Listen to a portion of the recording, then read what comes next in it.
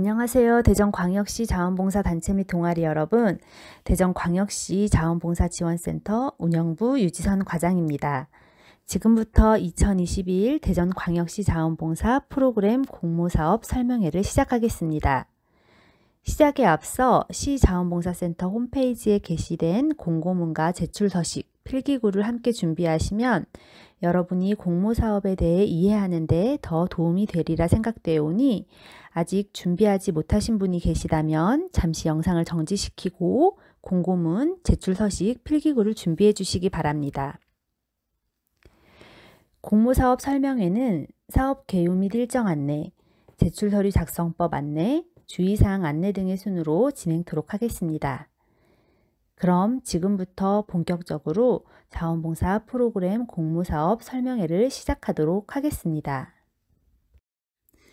자원봉사 프로그램 공모사업은 대전 시민의 자원봉사 문화와 참여를 촉진시키고 우수한 자원봉사활동 프로그램을 발굴, 지원하기 위해 진행됩니다.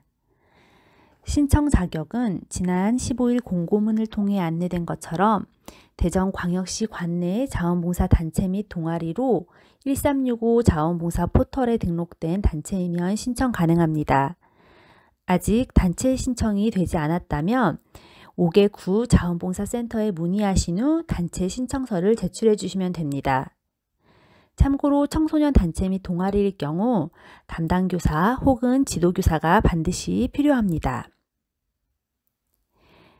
공모사업의 활동 기간은 6월부터 9월까지 4개월 동안이며 활동 지역은 대전광역시 관내에 하나입니다. 공모 분야는 특별히 3가지 주제로 탄소중립 적용 자원봉사 활동, 코로나19 극복 자원봉사 활동, 그리고 자유주제입니다.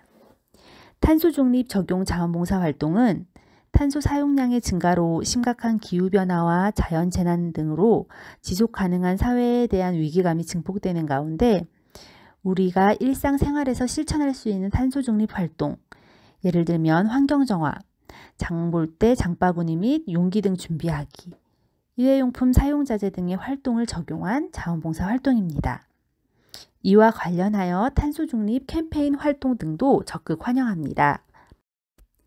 코로나19 극복 자원봉사 활동은 코로나19로 인해 고립된 대상자들을 위한 자원봉사 활동, 혹은 코로나19로 야기된 사회 문제 해결 자원봉사 프로그램이 이에 해당됩니다.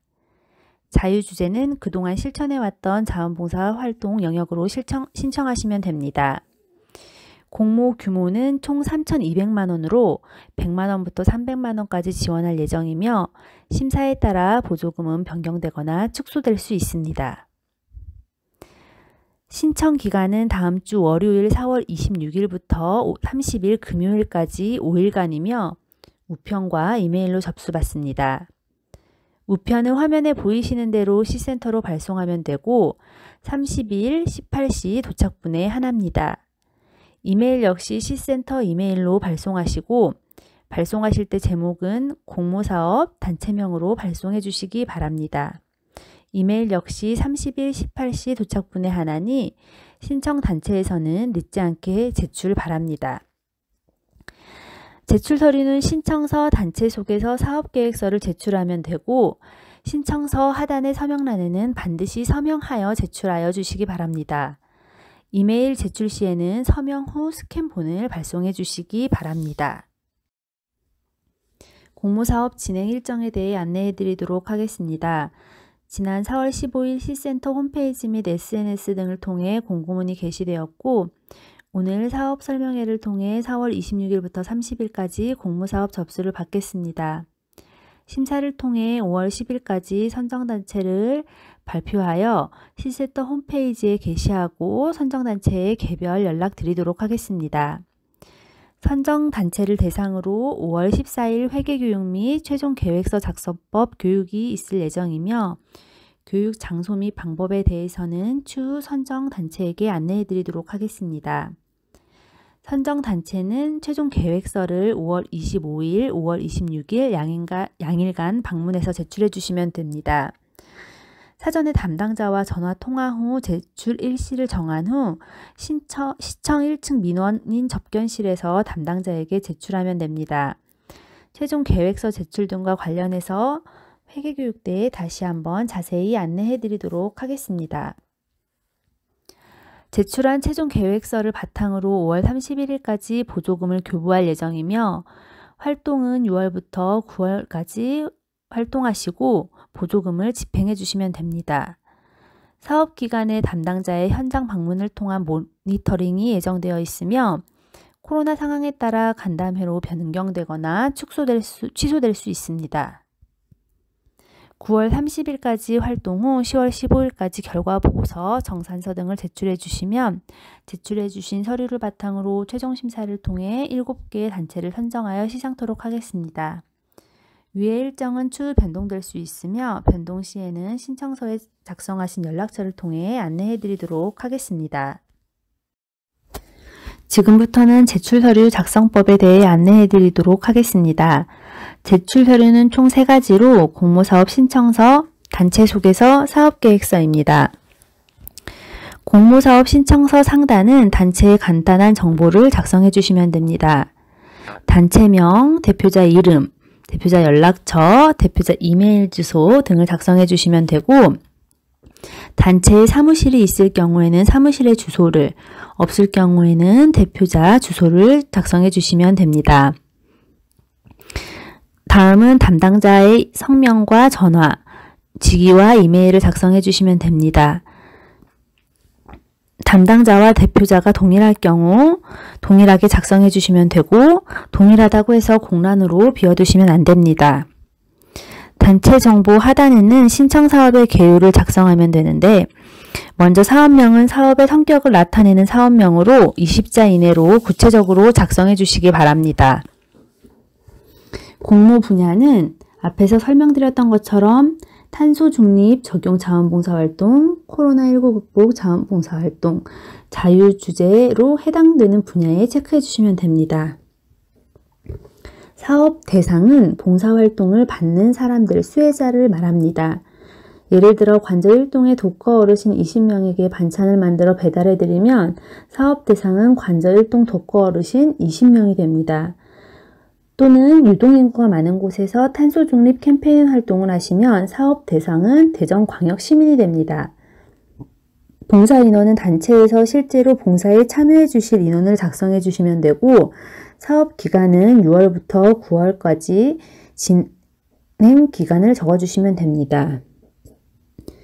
활동 지역은 봉사활동 지역을 구체적으로 적어주시면 되고, 사업 내용은 추진할 사업의 내용을 간단하게 정리해서 작성해 주시면 됩니다. 사업비는 보조금과 자부담으로 나눠서 작성해 주시면 되는데요. 자부담은 보조금의 10% 이상 작성해 주셔야 합니다. 예를 들어 보조금을 200만 원 신청하신다면 자부담은 20만 원 이상으로 작성해 주시면 됩니다. 자부담 미집행 시 보조금을 다 집행했더라도 비율 대비 환수할 예정이오니 반드시 보조금의 10% 이상을 예산으로 세우시되 집행 가능한 범위 내에서 작성해 주셔야 합니다. 신청서 하단의 유의사항은 개인정보 수집 및 이용 동의 확인과 개인정보의 제3자 제공 동의 내용이오니 읽어보시고 반드시 체크 바랍니다. 신청일자와 단체명과 대표자명을 적으신 후 단체에 직인이 있을 경우 직인을, 없을 경우 대표자 도장을 찍어 제출해 주시면 됩니다. 앞에서도 안내해드린 바와 같이 이메일 제출 단체는 이 신청서 부분을 도장 날인 후 스캔하여 제출 바랍니다. 두 번째는 단체 소개서 작성 안내입니다. 단체 소개서는 단체의 전반적인 정보를 작성해 주시면 됩니다. 단체명과 단체의 설립 목적, 단체 연역 등을 작성해 주시고 대표자의 이름과 전체 회원의 수, 그리고 임원, 현황 등을 작성해 주시면 됩니다. 예산 현황은 2020년을 기준으로 작성해 주시면 되는데 회원 간 회비가 있을 경우 회비 수입, 외부 기관으로부터 보조금을 받을 경우 보조금의 합계액, 기부나 바자회 등을 통한 모금 활동의 경우 기부 모금 부분에 작성해 주시면 됩니다. 마지막으로 2020년 실제 했던 활동 내용과 2021년 올해 계획을 작성해 주시면 됩니다. 세 번째는 사업계획서 작성법 안내입니다. 첫 번째 신청 개요는 단체명과 사업명을 작성해 주시면 되고, 사업명은 신청서에 작성해 주셨던 사업명과 동일하게 작성해 주시면 됩니다. 사업의 목적 및 필요성은 이 사업을 왜 하려고 하는지, 왜 필요한지에 대해 구체적으로 기재해 주시면 됩니다.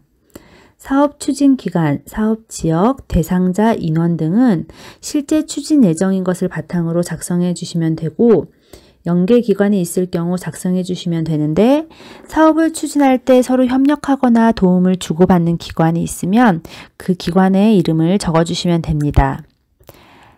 사업 추진 계획은 세부 사업명과 봉사활동을 몇 회 계획할 것인지, 또한 봉사자는 몇 명이 필요한지, 대상자의 인원은 몇 명 등인지를 작성해 주시면 됩니다. 이것은 계획이므로 대략적으로 작성해 주시면 되고, 제일 하단에는 총 횟수를 작성해 주시면 됩니다. 사업 추진 방법은 어떻게 사업을 추진할 것인가에 대해 작성해 주시면 됩니다. 외부 자원을 어떻게 활용할 것인지, 다른 기관과 어떻게 협력해서 진행할 것인가에 대해 작성해 주시면 됩니다. 기대 효과 및 향후 계획은 사업의 목적이 달성되면 어떠한 효과가 나타날지에 대해 작성하시면 되고, 향후 이 사업과 관련한 계획 등을 작성해 주시면 됩니다. 두 번째 추진 계획은 신청 개요에 있던 사업 추진 계획을 자세히 작성해 주시면 됩니다. 세부 사업명을 작성하시고 일시, 장소, 활동 내용 등을 작성해 주시면 됩니다. 세 번째 예산은 보조금과 자부담 부분을 나눠서 작성해 주시면 됩니다. 지출 항목 작성하실 때 다음의 경우는 불가하오니 반드시 참고 바랍니다. 첫 번째로 포괄적인 예산 편성이 불가합니다. 예비비, 잡비 등과 같은 구체적인 사용 목적이 나타나지 않는 예산은 편성이 불가합니다. 또한 시설비, 수선비 등과 자산취득비는 편성이 불가합니다. 인건비, 사무실 임대료, 공과금 등 단체 운영 경비 또한 불가합니다. 단체 회원의 식대 간식비도 편성이 불가하고 성금, 진료비, 시상금 등 현금성 지출 경비 또한 불가합니다. 강사료는 보조금의 20% 이내로 계상하면 해당 소속 회원에게는 지급이 불가합니다. 사업 수행 관련 보조금으로 편성할 수 없는 사업비는 자부담으로 예산을 처리해야 합니다. 예산 집행계획 작성 시 주요 비목 편성표를 참고하셔서 작성하시면 됩니다. 현수막, 전단지 등은 인쇄물로 반드시 2021 자원봉사 프로그램 공모 선정사업임을 표기하여야 합니다. 또한 재료비, 강사비, 체험비, 식비 등을 편성할 수 있는데, 재료비는 봉사활동 시 필요한 물품으로 밑반찬 재료나 목공 재료 등 재료비로 활용하실 수 있습니다. 강사비는 좀 전에 말씀드렸던 바와 같이 보조금의 20%로만 계상이 가능하고 소속 단체의 회원에게는 강사비가 불가합니다. 체험비와 식비 등도 또한 편성할 수 있는데 이것은 수혜자의 하나입니다. 봉사자의 비용은 자부담에 별도로 계상하셔야 됩니다.